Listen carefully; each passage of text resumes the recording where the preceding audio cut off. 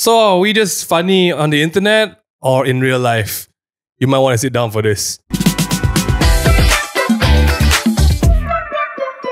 Oi, sit down lah.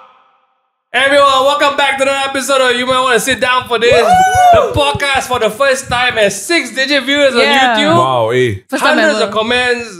Our Sid Sadiq ones ago, what? Last time. Yeah, that one. in one day. No, it wasn't day. But Slow burn that one. We just realized a lot of people like the ghosties. They really do. I really do. We got so many from Japan. Never again. We will tell you next time. No, I think it's a fun topic. Oh, in moderation. Not me. I will be morally supporting the next episode. But you got some stories from Japan. Nope, I have nothing compared to what happened in the last episode. Okay. As an editor and a showrunner for Takeaway, what do you feel about last episode? Wow, crazy. I knew people were going to be interested in it, But but not I this level. didn't know. Yeah, I didn't expect this level. Even like on TikTok and everything, like the views are like 1 million views, and also 2 like million now. really never seen this number It's before. mad. As for people who've been running podcasts for 5 years, it's a one-off. I've never seen It's a this unicorn before. episode. I think we always knew that The ghosties? the ghosty, the supernatural stuff Yeah. will do well. Yeah. I mean, my TikTok is all conspiracy theories and ghosts anyway. So. Go. But it does feel kind of like is it right to capitalize on the On the ghosties? ghosties, on the you know? satans. Like, yeah. Yeah. Like, I don't know. Like, is it not? I You might as feel well make the most of it. like the ghosties will be like, now you use me for clout lah. Oh. that's what we said when you guys were saying. I talked to her about it. Yeah. I'm like, the ghosties will come and claim their debt, if you keep Oh, on that's using- crazy. Then all of those, You see the all face? those supernatural creators, the ghost creators, We don't know. like that as well. Okay, But they make the yeah. appearances for a reason, right? Appearances. I don't know. The appearance fee. Well, this Like, episode, as in- this episode is not about the ghosties, but just to say thanks for the support. Thanks for watching. Thanks yeah. for Yeah. watching. Today the tables have turned because I don't know if you guys have realized, Ming Yue has really been putting the effort in to bring comedians onto the show. Yeah. For I mean, when we shucks, had it's been a lot. we've had How many people? A lot. Kindra, Jason, Jenhan, Kiran, Brian, Prakash, Jersey. Herzi. I think that's 7 so Basically, Yeah. everyone so far that we know. far.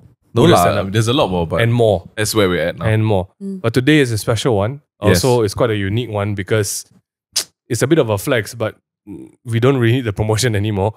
Wow. Ming Yue doesn't need the Shocking. promotion anymore because by this episode, Singapore has sold out, Kuala Lumpur has sold out. Today we're going to be talking about Ming Yue going live comedy. Yeah. We've never done a proper. Yeah. You never We've addressed never it. talked about it. Never Yeah. talked No lah, about it. actually we got lah. Like When? the start of the year. But it was not focused on you. It was like a subtle drop every now and then. Yeah. Like, oh, you Yeah. got a show, you're Yeah. doing this. Yeah. Yeah. Just Now how it's did like it happen? proper. Yeah. Okay. I don't think we need introductions for this episode. You are. Oh, I'm Vivian. Yeah. Yes. Ming Yue. So just in case anyone is not looking at the visuals, Yeah. we got the usual suspects back here again. Ming Yue has sold out Yeah. your first solo shows. Is it first This solo is my show? first. Yeah. Yes, first it solo is. Yeah. special show. Yeah. Yeah. I think an interesting approach we can do for this episode is because when we go for your shows, and we've been doing some shows since last year, right? I always take a vote. Who's been here for the first time? And I think when you started doing a lot of shows in person, Yeah. a lot of our audiences came out and That's started what I've watching been hearing, live yes. comedy for the first time. Yes. Every show we've been to, it's 95% of the people never been to a live comedy show. It's true. So you brought in a lot of new people. The shows have brought in, the tours with Harvin have brought in a lot of people. I think we can take this episode by telling people like, what is a solo show? what is a solo What show? is a solo show? Like, what is this thing? What is the live stand-up comedy solo show? Because we can talk about congrats, solo show. Yeah. People are like, what is solo show? Not Yeah. all shows are not solo, meh? You know? Yeah. No. Yeah. Actually, yeah. You're right. Because on stage you're alone, right? People don't know. Yeah. A solo show or a special There we go. is usually an average of an hour long show where there's only one person on stage doing an entire set alone. My So God. that is a special, like an hour worth of material of stage, a stage show. And in comparison to the other sort of shows that I've done or I've gotten myself involved in, you guys, interestingly enough, these 3 others on the couch today were all there for the first time I did my first open mic for 3 minutes. I did. So Was it only 3 that was minutes? only 3 It minutes? was only 3 minutes. Oh, it felt like... They gave me long. 4, I ended on 3. Wow, okay. So So my first ever open mic slot or spot, as we call it, was a 3-minute set. And usually when you go for open mics, they're all just kind of like 3, 4, 5 minutes, whatever. If you get better, you maybe close up a half, and that's maybe 7 minutes to 10 minutes.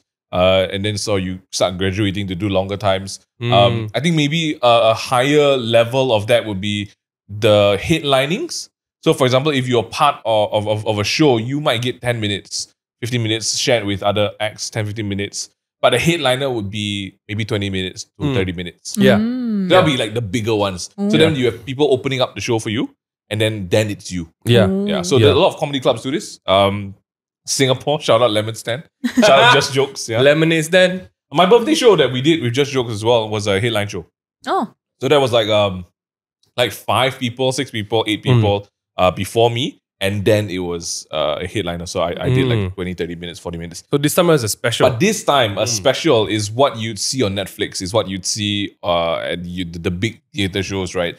It's one person on stage doing a full hour, uninterrupted, no breaks.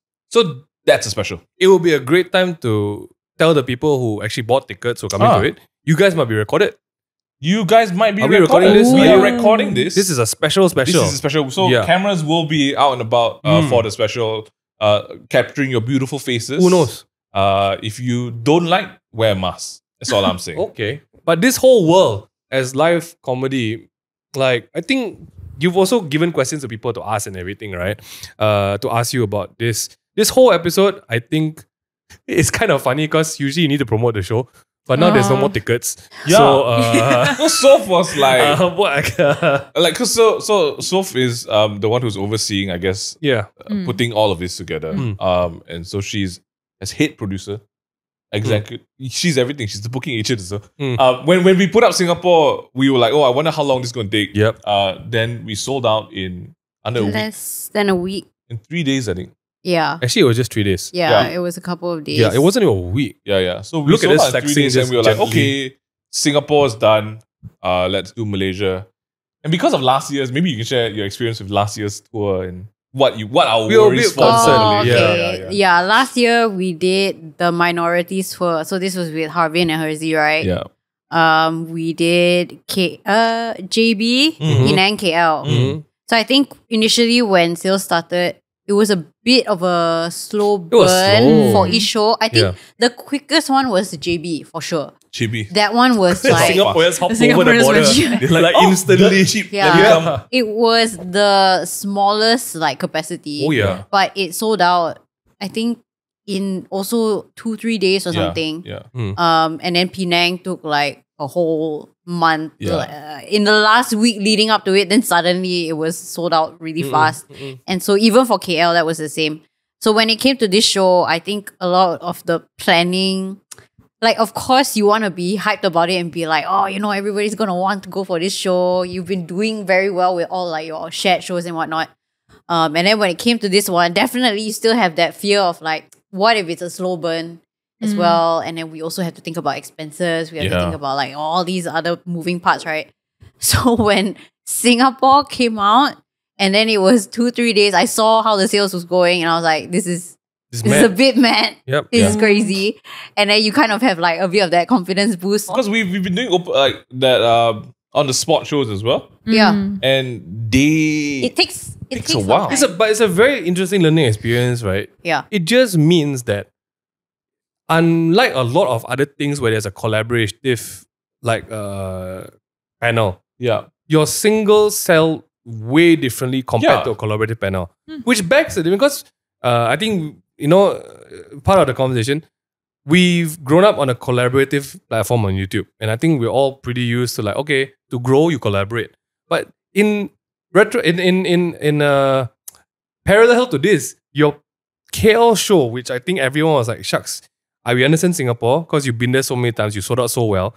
KL was like, how long will this take to sell out? And you wanna announce how fast it sold out? I think it was like within 8 hours. My God. It was crazy because like you put it up. I told you, okay, the page is live. Yeah. And then you posted it up. And then I checked in, I think an hour later, and already like a quarter of it was gone. Wow. Man. I was like, okay. Okay. It's crazy. Yeah. And then a few hours later, it was more than half already. Yeah. Yeah. This one was, I I mean, thank you so much. If you Yeah. bought tickets to it, I want to say thank you. Genuinely, it means a lot to us. Mm. But also funny because Vivian put together a content plan. Yeah. yeah. There was a plan to market. Yeah, yeah. Can you tell us about the plan? Because some of those videos might not be uploaded, right? I think like it was supposed to be across 3 months or something. Just on At least promos. 2. We aim to hit at least Yeah. 2. Then we were like, okay, let's make like promo videos. We thought about like, because this is like, because it's based on like your like journey, your YouTube Yeah, journey yeah, and yeah. everything. So we thought, oh, it would be fun if we create some of the videos, like, and then we did like, it was like, what do you call that? Like the Transformation, no, the- transformation time, basically just to promote the show. Yeah. Then we like, oh, what if you go and do this kind of like there's a bunch of content and there's like food content, this content, that content, just Yeah. to promote his show. But yeah, I guess But now we're here. Yeah. We're here. yeah. And we are thankful. Yeah, we are like grateful, yeah. Now it's more of like, what do you do with the What do you next do now? 2 months? You What's wait, the next 2 you It's months? wait. great. Do we still gotta- make the content or Yeah, like? you gotta do something. Do we still? Eh? I think, should lah, I think we should right? reheat Yeah. something, but Yeah. people will like, oh yeah, I want to go and see it. Yeah, I think But I that's- mean, like, they don't know what to expect. Yeah. they can Things expect no more might tickets. happen during the night. Yeah. Yeah. I knows? just want to say to everyone supporting, thank you. But also Ming Yue, who's done an expedited job. I feel like one of the biggest things was when we saw your first special, and I always said to Ming Yue that I can tell when someone's going up there to recite jokes. But when you go up, it's comedy.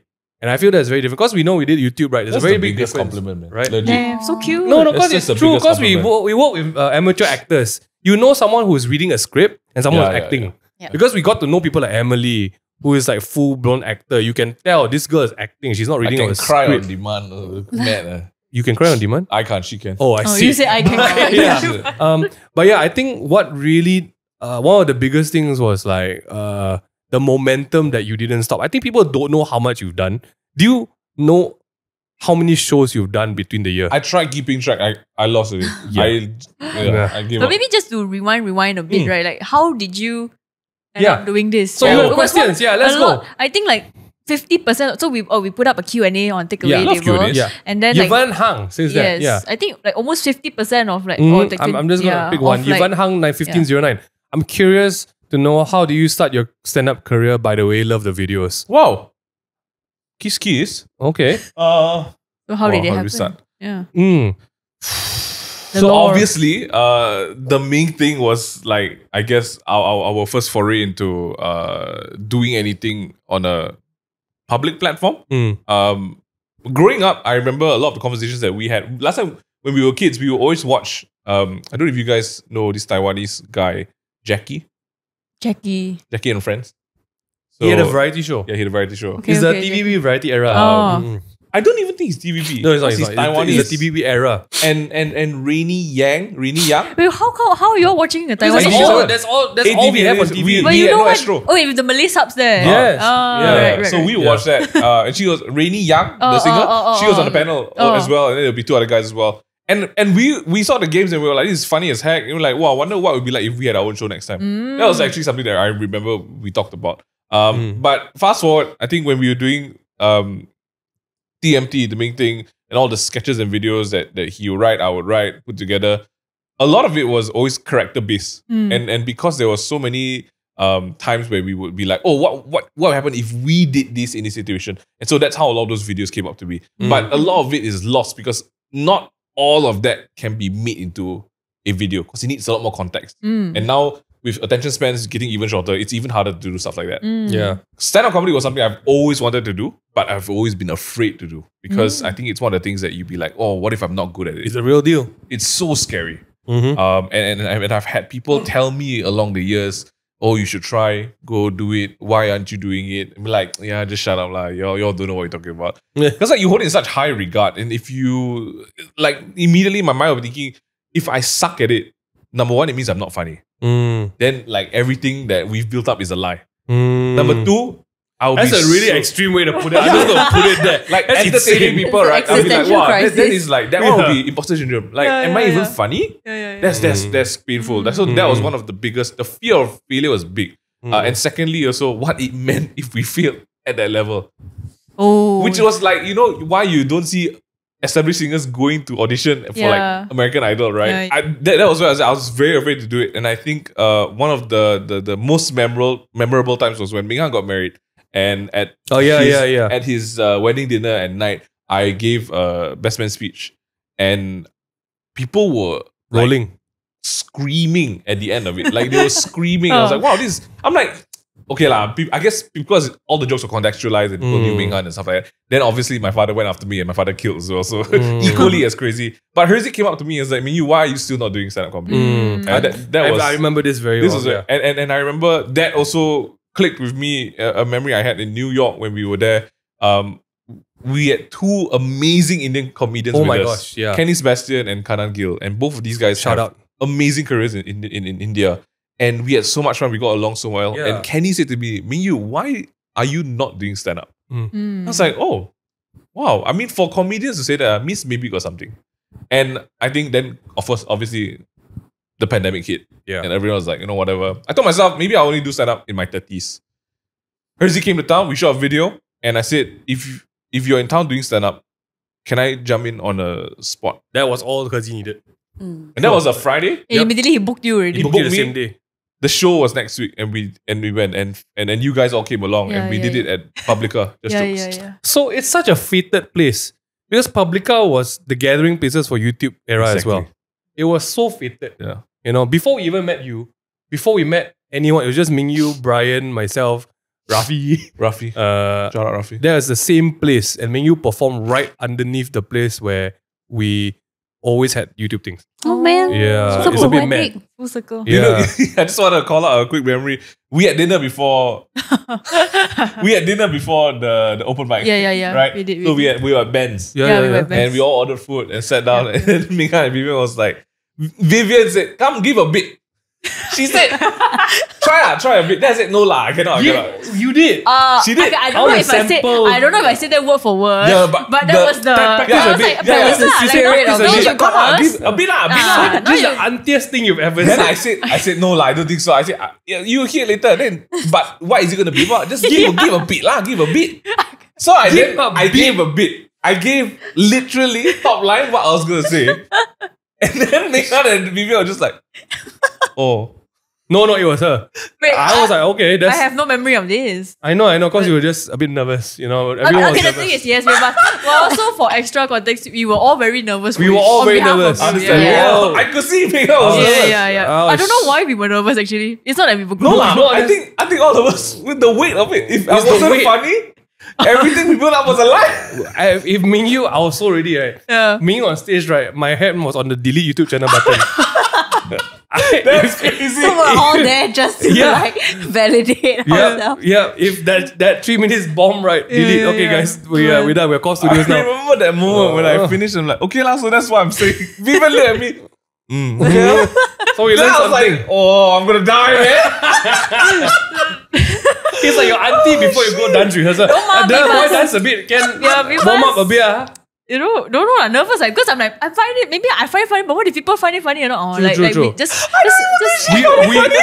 We only had, maybe you rehearse your lines. Yeah. Right, we hurry. Yeah, just practice. And it's crazy because your slot was 3 minutes. That could have been the whole bit. That was basically the whole bit. It was. Like, but what which one you the voting one? Yeah, the learning process along the way. Shitting my pants and voting as well. Yeah, the learning process along the way is it doesn't work like that. Yeah. Cannot say give a bit. Cannot do give a bit. That's why I'm learning about myself as well. Yeah. Must give later. Because apparently there are some comedians who, when you say give me a joke, right, they switch into their. So the other day they go into it and I can't. Yeah. Because I'm so contextualized to what's happening there. And then I can't tell things the same way. And I respect those people. Yeah. When some people speak, I was like, maybe this was a bad idea. It wasn't that bad lah. It was the fact that I brought it up. Okay. I'm sorry. But yeah, so that was the first time I ever did an open mic. I came down buzzing because I didn't know what to feel. And I think the biggest thing, and I always say this to them, I tell myself, I only trust like your feedback because you're not lying to me. Like you have no reason to lie to me. So everyone else like, oh my god, you did amazing. To me, that's like, You're being nice. I will only trust like the inner circle because like you guys, you have no reason to. Besides the fact like you don't make me feel bad, but really like how was it? And I came down. Obviously, I knew people were gonna be like, "Oh, you did great." I'm like, "Okay, yeah," but like, how did I really do? And I think that was when like Ming Han was like, "Oh, there's good. killer." Yeah. And like I felt like, okay, maybe there's something here. That was the first time. Yeah, all of us at the back there, we were all like, But before your set though, we Yeah. were shaking. The shaking was real. lah. like the nervous tightness you get in your jaw. We didn't just talk like Everyone got we locked all jaw. committed. It was not just lockjaw. There was a camera ready to film yeah, also. yeah. was a camera. So whether you're gonna bomb or not, you'll all be on tape. Wow, that's crazy. Literally that Yeah, level. yeah. But that's That's how we basically started. Yeah, and I But think ever since then, I feel we need to paint context here because for people who are watching also, right? And I think you get this a lot going around. A lot of the existing scene or the existing comedians, you don't just start on stage. We've had all the years of YouTube as practice. And I 10 think years, man. people don't understand that it's not normal because a lot of people start on stage. They have nothing before that. They have no exposure. They have nothing. But we've had the brutality of the internet for 5 years before even thinking about it's true. your jokes on stage. Because on stage, right, not everyone will heckle. Maybe one Yeah. guy out of 100. On the internet, everyone's a it's heckler. free game, you know. yeah. And I think there's the understanding that I think even Herzies fights for the internet boys. We call it internet boys, right? He fights for the fact that a lot of veterans or a lot of people who do stand-up comedy look at social media people as like you're a joke. You know, you're just coming. Yeah, off the I think internet. even before that, there was a huge debate like, oh, why are influencers going into the stand-up game? Yeah. You know, they're like, are influencers funny, meh? You know, there was this whole yeah. thing. You Actually, know, what do you think? For me, I also want to know, are influencers funny?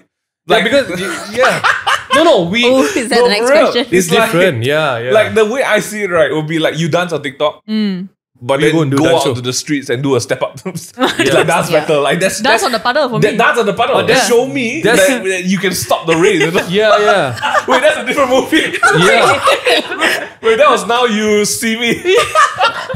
I love that show. I want to see you change your name to Moose and do some Yeah, dances, yeah. you know. Yeah. I But think that was the that's equivalent. That's what it is. Yeah, it Yeah, was like that. Like people- the expectations were up there. All right, people see it as like, oh, your internet. But most of the time it's like, yo, you compared to someone who's never done internet, you have 8 years of reputation all on your first night. Yeah. That's what a lot of people don't understand. That's heavy. You know, and I think people really take it for granted that, oh, why you can sell tickets so easily. No, dude. We've had years of cultivating an audience and we keep it up. We do content as well. Even today, I think there was a very big directive when Ming Yue decided to do stand-up comedy. We all sat down and we all talked about, okay, how do we all support this? And all the decisions were when we make content, it'll be comedy, it will all lead up to something. So if anything, all our channels are ready to promote the show, which we didn't need to promote either way.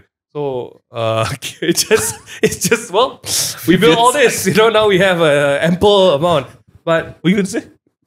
No, I mean like yeah, no, just coming back to that topic, I guess. I think after we kind of talked about it for a bit, is the understanding not so much anymore just about like, oh, can influencers or content creators, whatever, anyone can do a be show. Yeah. comedians. I think it's just recognizing that stand-up comedy is a whole ball game Yeah. of its own. Like not even comedy actors are all stand-up comedians. Yeah, or something. yeah, it's not. I don't. It's like trying to say that, oh, I can cook beef. That means I can make 3 Michelin star meal. Nope, That's it's not true. the same. I can Yeah. grill a burger doesn't mean I can cook a steak. You know what I mean? I think my view on that has changed in the past, I guess, 2 years doing comedy. I don't think it's wrong for influencers or content creators to try. I think it's good. I think it's a natural progression. But I think it's good also because it puts you in your place right there and then. Yeah. You know immediately. Yeah, you know immediately, like, are you built for this? Are you not? Yeah. Then I think it flips over to even the conversation about what kind of funny are you? Are you edited funny? Or are you real funny? That's where I sort of like, you know, kind of land on in that department. I was speaking to Jen. So I'm Jen about this recently. She came to the coffee shop conversations, the one with Prakash and all that. Okay. She and John came out. And she texted me after. She's like, it was a really good show. I had fun. And I said, what about you? When are you going to try? Because like you're a funny girl. You should jump up, right? Yeah. She said, I don't know. I might not. I don't think I am. Because she says that I feel like I'm more addicted funny. You are not. You are just like on stage live. And I was like, oh, I think at the end of the day, even for me to say yes or no, I think it's all a matter of preference. Because I'm sure that if Jen did the show, people will go. Yeah. 100%. I think people need to understand that social media people have the liberty to make a show. Yeah. It doesn't have to be stand-up comedy. Yeah, correct. But a lot of times it's comedic in nature. Yeah. Because entertainment ma, right? But it's true lah. You gotta try. And then you die. But you know what? One thing that I want to bring up is like, you remember the time when he said, "I don't want to be funny. I don't want to be funny." I was going to bring this up as well. Yeah. There was one time. Let this be the testament that Yeah. everyone support. Yeah. Everyone dedicated. He want to become serious Hollywood actor. Yeah, there was a time you went to share I didn't about want that to time. be. I didn't want to be a serious Hollywood actor because I all of okay, let me tell this story. It's very specific. Okay. I got very tired of people coming up to me and reciting lines from videos to me, Yep. and they'll be like, "Hey, where's Ping Ping?" And I'm like, "What?" And it'll be like out of the damn blue. Yeah. And this could be like maybe like 3-4 years back, pre-pandemic. And and people be like, "Hey, you got milk ah?" And the milk video is like 5 years ago. So I'm like, what's happening? Like, where is like they just drop lines to me. So it got a bit much. And then sort of like, I guess the expectation of people whenever you walk in the room, they would want you to be funny or they'll treat you a certain way because you know they see you as that slapstick character. And I got tired of that. Because I'm like, man, I feel there's a lack of respect here. And I didn't know how to navigate it. I didn't know how to respond. So that's why I was like, I don't like it. I told Megan, I don't be the funny guy anymore. Put me into like a angry role or like something else where I don't have to be funny because I don't want to be the joke anymore. And then Megan was like, And then what came out after that? Okay. What did you write after that? We wrote the Korean web series, which turned ended out up to be being a comedy. So I'm That like, was- well, that was the biggest project budget we've ever had to Yeah. make something like that, to try to be a serious role. And to be fair, I didn't write a single joke into Ming Yue's lines. And it all came out comedy. You were just a joke. It That was was just, the joke, yeah. and I remember this so clearly because we were trying to edit the romantic scenes. And no one could keep a straight face. It was just like, well, we tried. But the whole team was behind the effort to try and like, okay, you know what? Sweet. Yes, yeah. So I think the comedy, like I don't think people understand, maybe it's more of an acceptance of your nature yes, in comedy. Because I'm sure when you do YouTube, right, you definitely, everyone wants to be taken seriously on screen. Everyone wants to be, don't stop reciting my hook lines to me. Yeah. We made it for a video. We still get it. I get it in church, man, sometimes. It's shock. One of the craziest stories, I don't know, I told this on the podcast. I did a show, and I think it was like one of Jason's opening shows. So it was like, this is like 1,002 people on a Saturday night. Sunday morning, we went to church, right? Oh, no. Sunday morning, at church, usually if you go to church, you know this. Turn to your neighbor and say hi to them, no. right? I turned to my neighbor, and this uncle and auntie, they're in their 40s or 50s, right? Looking at me, hey, fuck you. Where did that come from? Yeah, I was like, whoa. And then I was like, I look at them, they're like, hey, fuck you. And I was like, what? Yeah. Yes. And it was audible. They're like, hey, fuck you. Then I look at them, like, what? And then she's like, last night I came to your show. And then the white pastor's in front. This was mad. This genuinely happened. And So that was The funny as hook heck. lines, so if there's any No, you have new encouragement, hook line. hook lines are important to anyone out there. Hook lines are important. It's what makes people remember you. Yeah. Argue in church is a bit different. I think the way I navigate it now is quite different. Like now when people come up to me, like Soph gets so annoyed when people come up to like and they just say things to you. Right? I mean, you can give an example of like what that sounds like. I Why? don't know. What happened? No, it's just like across the room, and they'll just shout like, "Ming, Now look at them. what you doing, bro?" And this is like, What you doing? yeah, like shopping for shoes, or you're in Oh. church, or I mean, that's mild already. But feel but like- then and I mean it's fun because then I get to practice sort of like how I deal with people in real time. One of the recent shows that we did at Gasket Alley, there was this couple who drank a lot of wine. that Oh, night. yeah. So they were constantly They were out of talking it. Oh. to the comics when the comics were not talking to them. So in the set, right? Like they're doing the set, and this couple was there with their kid. I feel so bad for the kid, but they were drunk as shit. And everything they were saying, they're like, oh yeah, you know, so can you imagine what my mom said after that? Then the lady was like, Jesus. And I was like, what is happening here? And the guy was like, yeah, haha. So it was awkward as heck, right? Like people were getting annoyed. Even like the organizer was like, hey guys, can you all maybe pipe down? But I think they were drunk, man. So whenever people were just suddenly like, just telling, hi, my name is blah, and I'm from KL, and they make a quick joke, they'll be like, stupid. So it's like really out of the, it's whack comments. Damn. I went up, I did my set. I made a joke about something. And I said, oh, I forgot what it was. Then I said the name. And it's part of the joke, right? Later on, 1 minute later, the lady shouts, it's this artist lah. Then she shouts the name. Then it's like, yeah, I already said it. Then everyone laughed at that one. So it's like, it's fun to deal with people like that. Because then I shout at the audience as well on stage. And it's fun. I think you shouted at them at some point. At them as well. That one killed me. Yep. But I think that's just kind of like where I'm at in, I think, accepting the fact that there is, I guess, in all sorts of like, you know, if you want to boil it down, I like making people laugh. I think I have a gift. If not, I wouldn't be doing this. And it's fun to be able to do that as a sort of like job or, I don't know, career. I think it's nice to also see that the audience that has watched you along the years are now willing also to come out and watch you in person. Yeah. I feel the biggest thing is hearing people who are like, yeah, we watch you since YouTube. The minute they say YouTube, you know already this is like OG. The minute, and you can tell, I mean, yeah, the hooks aren't great, but you can tell exactly when they start watching depending on the hook that they give you. I think that's... They come out to you with like different lines. Right? Yeah, that's I think the different eras. The greatest is the FedEx Airlines, but that's really it. There's a lot of questions that people ask you. Okay, right? let's get to the questions. So it's really random, but some of the things is like, will you do an additional show? Oh. Yes, we are going to be doing an additional show, but it's going to be in KL. Yeah. Only KL, not Singapore. We are opening up a second time slot for KL. Yeah. 2 shows in a day? No. Oh no. 2 days. No. 2 days. 2 days. 2 days. Yeah. We were thinking of that, but then Sof said, you take it easy. You've never done that before. I was like, you're right. You're almost K-pop level already. No. We were thinking about it for Singapore because Singapore is expensive. But she's like, you don't hero. You've never done this before. I'm like, you're right. I've never done it. I don't think I should because I think we need to give people our best. Yep. So for Singapore, unfortunately, we're only doing 1 show.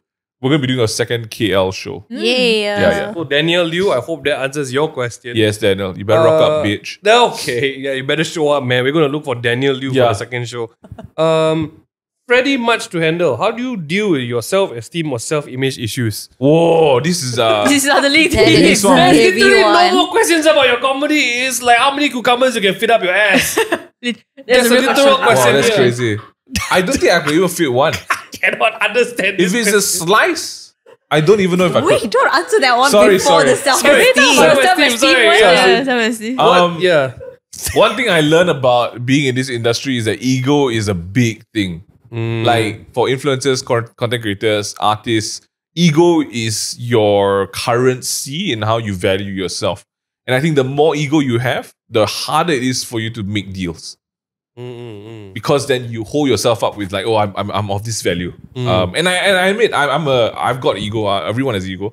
I have pride, very big pride. But when I came into stand up specifically, I knew I had to drop all of that because this is a craft that I look up to and I hold in such high esteem. I need to make sure that like whatever ego or self-esteem I thought I had or value I had prior to this, just throw it out the damn window, right? So that's why I think for me, going into this, I wasn't afraid to do, I guess, just like weekly shows on a very regular basis. And even if the organizers wanted to put my name on it just for the tickets, do it. I don't care. I just needed the experience. And from there, it was kind of just doing small shows. Even it was like 3 minutes. And then later on, someone offered me, hey, you want to do my show? I was like, yeah, sure. And by the time I was already used to doing longer slots, these guys still gave me like, can you do a 5-minute slot? And I'm like, yeah, I'll do it. And that was a lot of just the learning. I didn't want to think of myself as, wow, look at me selling out shows. That's why I never did a solo show as well. I always sort of like partnered up with people just to make sure that I didn't kind of like go at it and be like, oh, look at me, I'm the big shot, whatever. I made it a point to open for other people as well. I've got to open for all the big names in Malaysia that I've already sort of looked up to since I was like younger. Douglas Lim, Jen Han, Jason Leong. I've managed to open for all of them as well. It's crazy because like you get to see these guys who are good in their craft in different verticals. I mean, it may not be my style or comedy of humor, but it's so telling when you go and do a room that isn't your audience. Yeah. That's the hard stuff. That's when self-esteem is like, you think you're that big, you rock up and you do a Douglas Lim show. Wow. That one, everything in my mind, I was like, okay, I know this joke will work. I went up there, I did one joke and I'm like, wow, this one's not working. What do I do? Because like my set was planned with like, shucks, I thought that was going to work. And then very quickly I realized that just because you know a room that came for you is completely different to being funny on the international and like a ground zero skill. Like if the room isn't there for you and you're still funny, that means you're damn funny. And that became my drive, my hunger.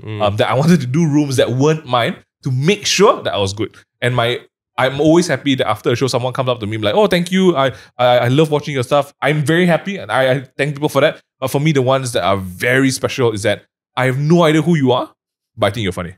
That one, I hug them straight away. I think people don't realize how difficult that is. Oh my God. People think like, oh, you collaborate with different comedians. Wow. Wow, it's not. It's tough. It's really not. Especially if they're older and they don't get your young ass jokes. It's really, how to say, wow. Yo, hey. Collaborating with comedians is... wow, it's tough. It's really tough, man. It's no joke. It's not what you think it is. Oh, it's so tough. On the stage, right? I remember, I think my biggest one today is Jason Leong. Right? So Jason, everyone knows Jason. Jason got multiple Netflix specials, right? And you'd think that there'd be a lot of similarities because you're both Malaysian, both Chinese, both a bit chubby. I rock up on stage and I'm looking at a room of like 2,000 people, right? I'm on stage in front of 2,000 people, lights blaring in my face. And I was like, I have 10 minutes to make these guys laugh. And either way, I have to make them laugh so that they're ready and primed for Jason, or I have to bomb so bad that Jason's going to be a god when he comes on stage. Yeah. So there's only two ways of handling that, right? I looked at the crowd and I started. A lot of people it's telling because when they sit like this, when they sit with their arms crossed and their head sort of like lean back, they're not having a good time. And so I made it a point to like get them out of the seat, get them like forward, looking at their person left and right. That's when I know they're in a comfortable position. And then that was difficult. I think if I held on to like my pride or my ego or my sort of my title going into this as, oh, I'm a YouTuber, it holds no meaning. Was there a time where maybe when you delivered something and it didn't land the way you wanted it to? So how did you switch it up to be like, okay, how do I immediately change to fit into what maybe they're expecting or what they want? Like, or you just don't and you just go ahead. What do you? I've tried both. I think like I've tried doing the don't care, just go on with the set. I don't think I'm that kind of person. I think I'm very reactive. So I will have to address or fix what has happened.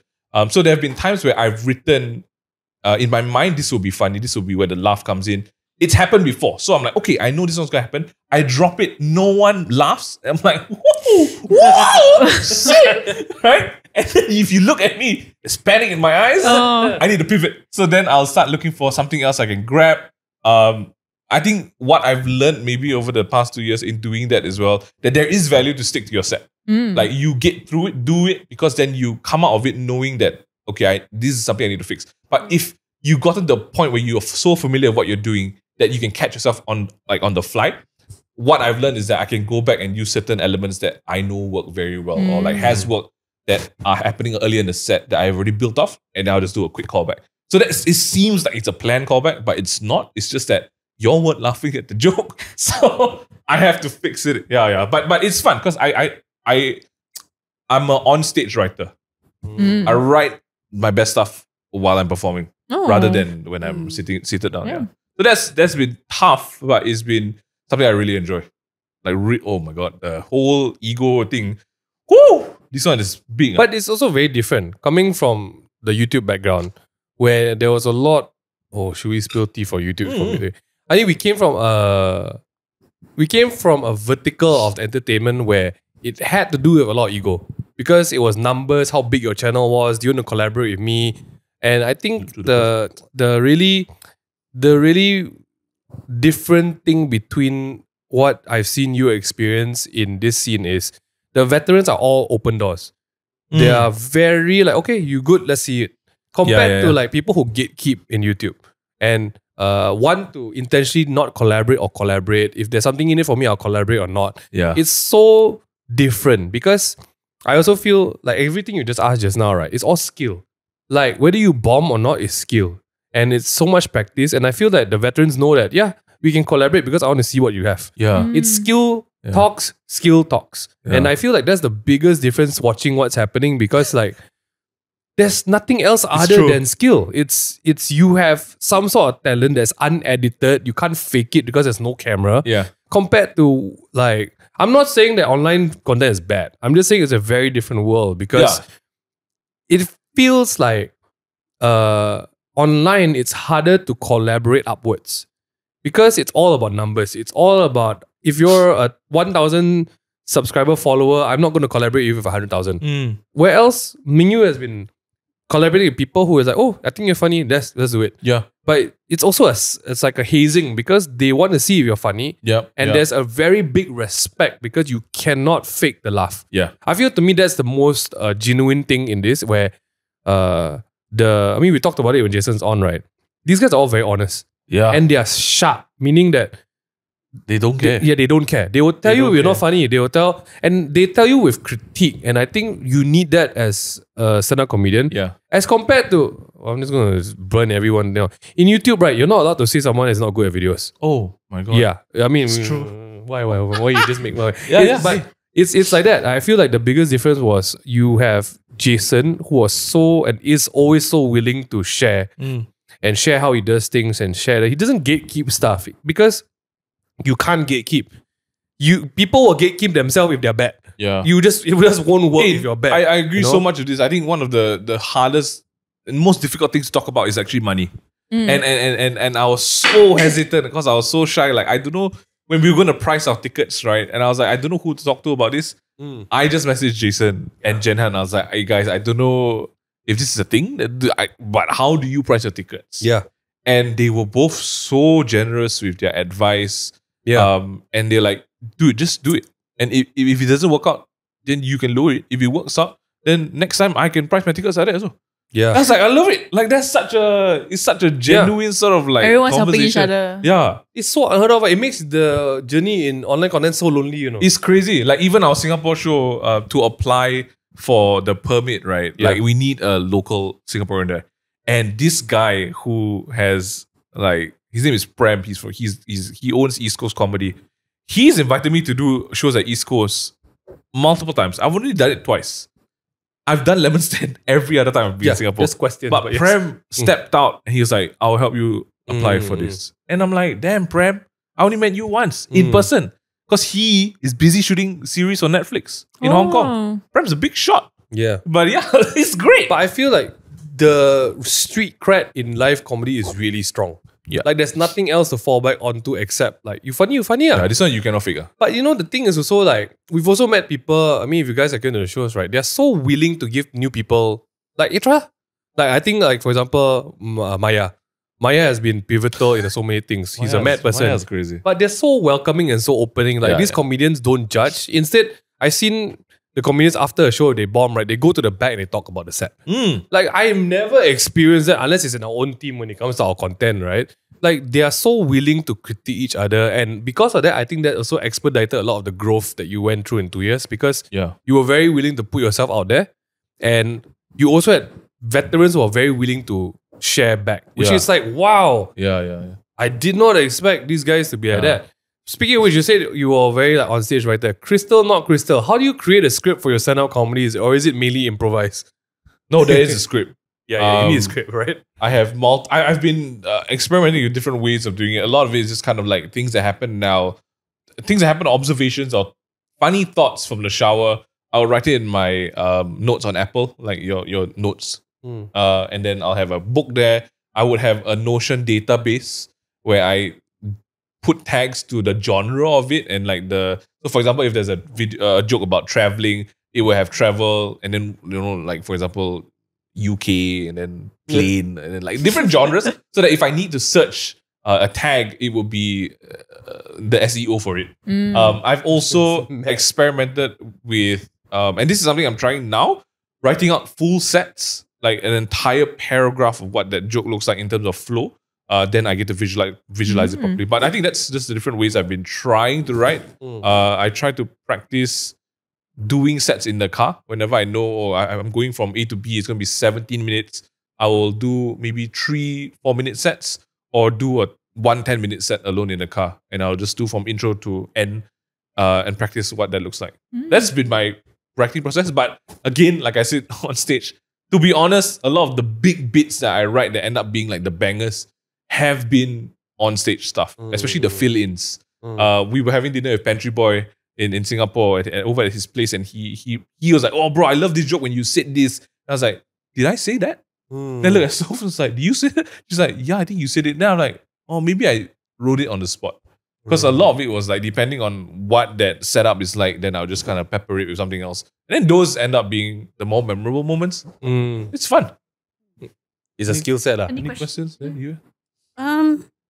Honestly, the rest of the questions are a bit I told you. random. But okay, maybe in the spirit of what would you do? Some of the questions there. Got some what will you do questions? Because the What special is will called you- What Would You Do? Yeah. And essentially, what will you do is my response or question to myself Yeah. in life, and that's a lot of the stories and the material. Oh, that well, you're hearing. there's somebody here who asked, Sean.HZN, how to start in stand-up.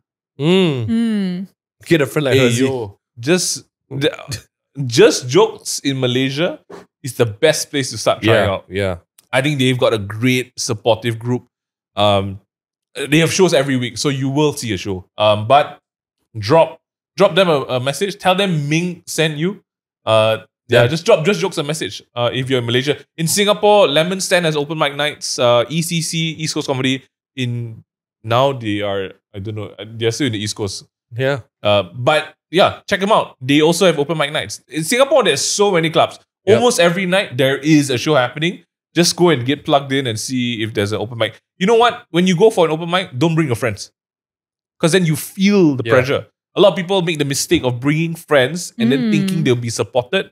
But you don't want to be in front of people you know when you bomb. So just do it and get out. It's like the onsen. Don't go with friends. Don't go with friends because you don't want to see your friends junk. Go there alone with strangers that you will never see again and walk out. Gosh, that's That being I'm said, on the other side of that. that being said, I've never been to a discussion. nonsense. So I think the same rule applies. I would rather see a stranger's junk than Ming Han's junk. That's an Truth. interesting metaphor. Yeah. Not gonna lie. That's pretty good. How about a question like this? Like not from this, but I think building a show like this. Building a show Building like a this. show to one, like since you two have been working on this show, how has the intentional steps been like along the last year or last 2 years to prepare up to this 1 hour show? Oh. Yeah.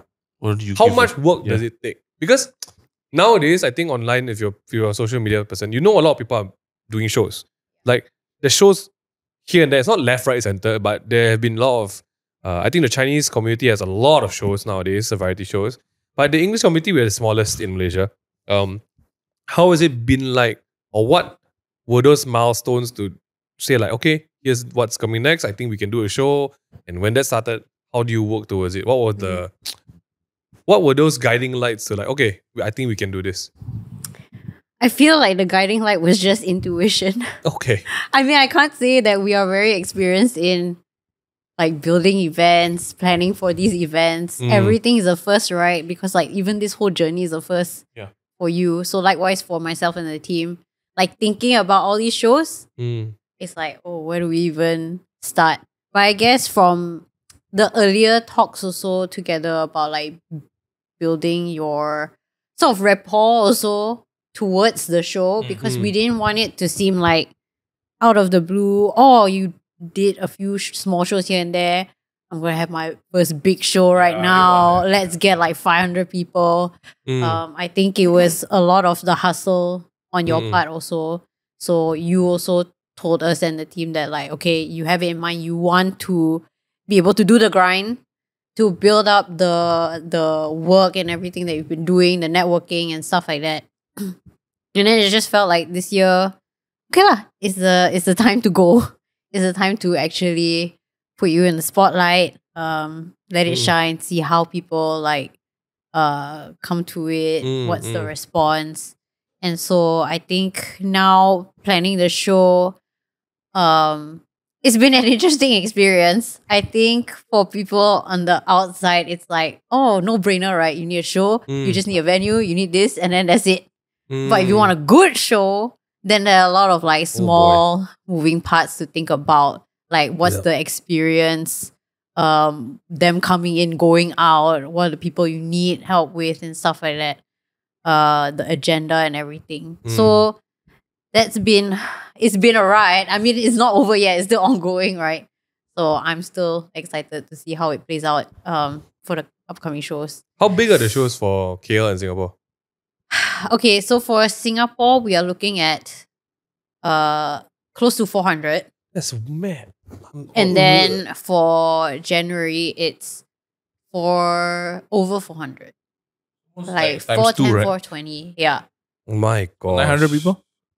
So it's been crazy lah. Like I think even for it's not even my show, but it's like to see people be so receptive to it and like jump on the tickets and everything, and you feel very grateful and happy. Yeah. What's your plans to practice for the 1 hour? Because you can sit in your car for 10 minutes. No, I think one of the things I hate the most, and I think this is something I need to learn to get past, is that I don't like repeating jokes. Yeah. And that's probably why I wrote so much so fast. I don't like if I'm doing if I'm doing a show this week and next week, high chance is that my natural reflex would be to do completely different sets in this week and next week, which is bad because what I've learned is that is the content creator brain. Yeah. Like you don't like repeating content. Yeah. Like one time you put up the joke or the punchline, to you it's done. Yeah. You should move on to the next. Yeah. But that's not how it works in stand-up comedy.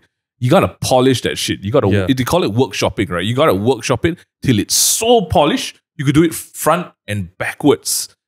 Eyes closed, You not can saying anything. Like change the it needs to punchlines. be, it needs to be that level. You need to be that familiar with your material. And I struggle with that personally. Yeah. Because I'm just like, people are gonna come for the show again. Hear this It's like, again. I feel that. And that's why I've written so much so fast. But I think what I'm doing is I'm trying to take a step back to be more, I guess, intentional with I need to practice this. And so, that being said, I've been very lazy, or I've not been very hardworking this past month because we've been traveling. And also, we just got back from Japan yesterday, so I'm tired. But prior to that, we had our show in Singapore. And even prior to that, I don't remember when the last time was that I got into a stage. Yeah. So what I'm doing, which is I'm very happy that it's happening. This November, if you're watching this, Jason Leong's going on tour again. Yeah. To Penang, Malacca, JB, and Sabah, Sarawak. Either You're one. falling for all of them. I'm opening for all of these shows. That's insane. And they are in consecutive nights. So it's Thursday, Friday, Saturday, Sunday, back to back. We are traveling all around Malaysia for it. I'm happy because I get to see him doing his stuff. I get to do his rooms. That's what they call it. It's so cool. They got these terms. And you get the momentum. I'm going to be doing his rooms. Oh my God. But I also am doing an intensive practice session. Yeah. And that's where I've also got stuff that I've planned. Older stuff, newer stuff. It's going to be a mix. And then I'm doing one more end of November with Shemaine Ohman at KL Pack, and it's called Test His Best. That's going to be the final show before December hits. Oh boy. And then it's December. and then no more. December. And then KL. KL. But it's Oh fun. my I gosh. think for me, what this special is, again, there's going to be some stuff that people have never heard of before. There's going to be stuff that people have heard of before, but told, I guess, or the materials changed slightly. The idea of what would you do is essentially a combination of a lot of the journey that I've been to in stand-up and also in life. So then like the stories and the jokes that I'm telling has very personal meaning to me, because in that situation I'm asking myself, wow, what would I do in hindsight? And I also ask people, what would you do? And a lot of times those answers don't match up because I think I'm crazy. Yeah. But I think it takes a special kind of crazy. Okay, Kailing's asked, how do I chase a guy? I swear this has been a story of Sip and Spill where someone chases somebody physically. But to chase the guy, oh, this one, oh my god, means you like which is good. With guys are very stupid. You need to be very clear. If you think the guy will know because you sit next to him that you like him, he don't know. Guys are stupid as shit. Write him a love letter. There's a girl, Cheese wrote a letter and she kept it in her pocket and she gave it to a crush. The crush did reject her. That's not the point. The point is Cheese had the letter. The courage to write. I think you should do that. Because then it's in writing and it's as clear as day. Or tell the person straight up. And then if they tell anyone else, you can be like, where's the proof? Oh, so then you can gaslight and be like, you're crazy. You want me to like you. How to tell? Can you give a template that we all can use? Do it in the most casual way. So like you're eating like, hey, just want to let you know, like, maybe you're cute. You just keep quiet and then be like, hey, what would you do if I told you? What would you do if I told you I like you? And then you're like, okay, because actually I like you but it's okay. Thanks for your erection. Wow, when you do it like that, and then they're like, wait, what? What happened? Why? So glee, that's a high school tactic. Yeah, but hey, I don't know how old this person is. I still don't know. I really don't know. If cannot, then sorry. Yeah. Arranged marriage is a real thing. Just be cool and calm. Cool and calm. If cannot, don't worry. The fish, many. In the sea. Arranged marriage got lower divorce rate than normal marriage. I've heard. Yeah. Hey, something to explore. Okay. Arranged marriage. What's next? Why do you think PJ is better than Subang? Oh my god. This set off a lot of people. So I think it's very important to ask yourself. For example, we're in PJ. Right? Yes. We meet in PJ to go to a place like Taylor's for sip and spill. Yes. Right? So when we leave our place in PJ, a safe haven, we get to Taylor's faster than Graham, who lives in Subang. Yeah. To go to Taylor's, which is in Subang. Based on this statement, you know that the planning for Subang, something is wrong somewhere. Everywhere. Therefore, do not stay in Subang. Oh, damn. I was in Taipan recently. Oh. Damn. I wish I didn't go. Why? Stupid. Hey. The whole place. What is happening with the roads? Yeah. You see, with Uptown, with like SS2, right? You go in a certain... You going clockwise, you go clockwise. Yeah. Taipan, you can go clockwise. Suddenly the road says, do not enter, turn right. Yeah. You turn right, cannot go straight, you have to reverse. Please alight from the car. Alight from There's the car. There's a sign in Taipan. There's a sign in Taipan. That says, get out of your car. So there's a road with just empty cars. Yeah, empty cars. Crazy. My sister told us when she got married, she's like, oh, we might move to Subang. My mother was ready to disown her. Yeah. Are you? We were getting the papers ready at some point. Subang is crack. Honestly, I mean, people in Subang are also crack. But it's like, you don't bluff yourself. Pyramid's not that great. My friend Dennis is from Subang. He still shows up later. He's not my friend anymore because he's from Subang. He still shows up later than my friend from Singapore. Oh my god. That just speaks Subang, you know. Hey, sorry. Oh my god. Yeah, no, but besides that, I think Subang is what it is. It's good. Yeah. There's another one. Okay. How do you take care of your hair? It's always on point. Hey, appreciate you. Thank you. My hair is my best asset. No, it's the only thing I'm proud of. I'm not even proud of I'm proud of my calves. You should look at my calves. Very skinny. Oh my goodness gracious me. One of the reasons why I struggle wearing the baggy loose fitting pants is because I think, why am I hiding my best assets? Yeah. It does not make sense. My skankles are crazy. Okay, next question. Sorry, no. Your hair? Okay. Yeah. You know when girls travel, when Soph and I travel, she's got a bag, she got a skincare and a makeup. I carry as much hair products as her. So I've got hairspray to hold it. I've got sea salt volume spray for when my hair is not perm. And then there's also 2 layers of either, I guess, the not so firm hold wax and then the firmer hold wax. That being said, I've got a streak of white hair now. That is permanent. Yeah. And I don't know why, even when you cut it, it grows white. Because that part ran out of black ink. Oh. What do they call that? There's a theory here. So one of the hairdressers said that Yeah. it's white because I hairspray there so much. Ah. So they said that and I was like, oh, it makes sense because I hairspray. But the root from inside. But it's weird because in the past, don't know how many months, I've not applied hairspray there. It's just been general, but it still grows white there. So even if it could be because of the product, I'm happy. I like white hair. Okay. It's kind of cool. Because It's when you kinda cool. style it up, Yeah. then You there's can see just the like white this streak. strip of white. Do you feel like you're aging or like, Oh, 100%. you know, like You know how I know I was aging? struggle with it. Yeah. Vivian, you know how I know I'm old? Yeah. How? Old. I have white nose hair. Oh shit. No, it's not just that. No, that one you cannot Wait say. a minute. Where is this You cannot going? say- Then you cannot say that one. That's mad. You can't say that. Let's not dive deeper. It's not my pubes. It's not my pubes. Oh, it's not my is it? pubes. Oh. It's not my pubes. Okay, your toe There's hair or like a your nose stray- hair. Okay. Yeah. No, there's like a stray hair on my butt. And I plucked it. And I was like, why is it? Why? I can't see it. He just, And I was like, whoa, and he it's just white. showed me, it's like, this came from my butt. Yeah, it's on my butt. No, it's not in my butt. It's not in my butt. It's outside. It's on my butt. But why is it long enough I for you know. to pluck 'Cause, it you know, out? so I realized that people have like long strands of hair randomly on their Yeah, body. yeah. So like I have one last I used to have one near my wrist, right? Just a longer hair. I had a longer hair on my butt. Then I was like, oh. Then I pulled it, I'm like, oh, it's pain. And then I plucked it out and I look at it. I'm like, why can't I see it?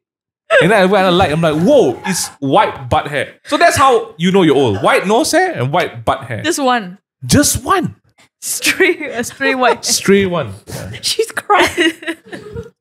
I didn't expect it to be. Yeah, no, me Wait, too. how do you Me- discover it? Touch. When I was peeing, my pants were down, I was peeing. I just rub my butt. Kind of like, you know, just caressing my cheeks. And then I felt, ooh, why is there hair here? So first thing I thought was like maybe my hair on top got caught in my underwear. Like it fell and then caught my underwear. So then I tugged on it and it was attached to my body. And I was like, whoa, wait, hey, what's going on? This is probably going to end up in the set in KL. Nice. Yeah. Oh my A country you would migrate to? Wow, this is tough. Sorry, we're just gonna leave the hair thing just like that. You gave me 3 minutes of that ass. And now we're just going to. Do you have white nose hair? No, You haven't checked properly. I don't have white hair. You don't have white hair. I God, don't I have. I mean, I have one. My white hair only appear when I'm stressed. Oh yeah, it's a And then lot. It's a lot. Got one, then come out. Then that's it. But I don't know why. But I've also very consciously not used hair products for the majority of my life. No difference. I use so much and I still like. That's why the white hair come out, the printed ink. Oh, finish. maybe. So how you take care? Just Oh, wash. We never really answered the Oh, hair yeah, no, I question. have we a got lot of the products. hair. I love a lot of Oh, products. you use a product, you I take just care. have a lot of Yeah, products yeah, and yeah. I wash a lot. Recently, L'Occitane gave me products. They did a hair Shout scan. out. Shout out L'Occitane, I like you. Yeah. It's good. It's good. I like you. L'Occitane Okay. good stuff. Okay, what Country country? to migrate. If What the I, heck? if I had to migrate, Look, lah. there's a hair coming out of the mic now. I'm scared. It's I think lost. that's dust. I think it, as much as I don't want to say it, I think Singapore is a Oh man. it's a Look at her disappointment. Like, Yeah. oh, look at the. no. The reason, okay, the here's my judgment. reason. Okay. My reason for migrating to Singapore, because if I can't stay in Malaysia, at least it's a country that's next to Malaysia. We speak the same language. I kind of know people there. It's easy. But if let's say it's out of this region, maybe Australia. Yeah, because it's also close to KL. But what's the purpose of migrating? That Yeah, one, what's the purpose of migrating? is it to live for retirement? don't know. They just ask No, which it's country just you a want to go. I see. I see, I Question. see. Okay, understand. Yeah. Any more questions? That's Um, about the good ones, I think. that's pretty Unless much you it. want to answer the cucumber question, Okay. which no one should at this point. No one should be. But I mean, because you asked it, I'm going to answer. How many cucumbers can I put in my Like, what are butt? we talking about? Which kind of I cucumbers? read a newspaper article recently are you about this reading? man who went to the hospital because he put 12 Boiled eggs in his ass. Yeah, I saw You that read the too. same one? Yeah. Why are you reading How? this? I have no idea. I'm not surprised. I with don't you. remember where I Like saw it. But uncracked. yeah. I don't know if it's uncracked or hard-boiled eggs. I don't know. Yeah, The it crazy was- part, if he put scrambled eggs in, then how? Then he How will did he stuff do it it? in. How did But he he do was it? high on drugs. Oh, so- as they all we are. should start with that. As they all are. I actually didn't know about the drugs, but Yeah, I just he saw was- the he was high on- stuff in the ass. I think with cucumbers, they're probably about the same. Depending on what You cucumbers need to have a certain number of amount of substance in your body first. Are you getting cucumbers or courgettes? Because they are way bigger in different. Courgettes. Courgettes, yeah. Oh, bitter God. What's that? Ooh, bitter gourd, tough. All right. All right. To find out what else Ming Yue would do, stay tuned for his special. If you guys are already going for it, we'll see you there. If you guys are not going for it, I hope you can still get the second show tickets at this point. But hey, from all of us to all of you guys, thank you for supporting Ming Yue and what he does. For Team the Ming Yue, we're all excited to see what's going on. You're going to see these faces at both shows. All the shows, Singapore and KL. and you probably get to say hi to them. Think of it as like Disneyland. Okay. Right? You get to say hi to all of the characters that you see So on the we're just internet. mascotting outside? Yes. I see. Yes. I see. And So then that's like the- you know, and then they might have stuff to give you. Take a picture. Who knows? Say Oh. hi to all to everybody from the I team. think got some Got some- special, yes, special we got special things. stuff happening. Yeah. So Oh. rock up. Even if you don't have tickets to enter the show, just come. Rock up. Just, That's mad. just come You and like just- say We'll hi. have a mini party outside. lah. Yes, Yeah. we'll have a After party, you know, that's like you know rockstar when Taylor stuff. Swift Yeah, they, perform or like the K-pop. Can you imagine? are Taylor Swift. After your show, you come out with acoustic guitar. Hey, after No, show. it's like the Like after what? show they go and like, oh bye bye. Yeah. Before they leave the venue. Either that or you just stand outside the venue and listen. And we sing. Oh, but we don't sing. We And then what? He tried a few outside. Huh? He tried a few jokes outside. What are we singing? After the Give show. me a bit, What are we singing? So bit, give me a bit, a- that's just a bit. No one's gonna laugh. Oh my god. And then they're happy they didn't get tickets. But See- thank you so much everyone who bought tickets. I can't wait to do the show. It's gonna be Wow. it's gonna be crazy. Yeah. It's going oh my goodness. There's gonna be so much nonsense that's gonna happen. If you didn't get tickets, I'm sorry. Because I'm really not touring this show. Put on your best face because you might be in the video Yes. if they decide to record it and If put you're it up. ugly, Show up. show up because then it'll make me look even better. Clickbait. If you're pretty, then it's great, I guess. But if you're ugly, damn. Front row. I really hope you got We'll good tickets. swap man. all your Damn. seats to the first Yeah. 5 rows. Can't wait to see you guys. Bye.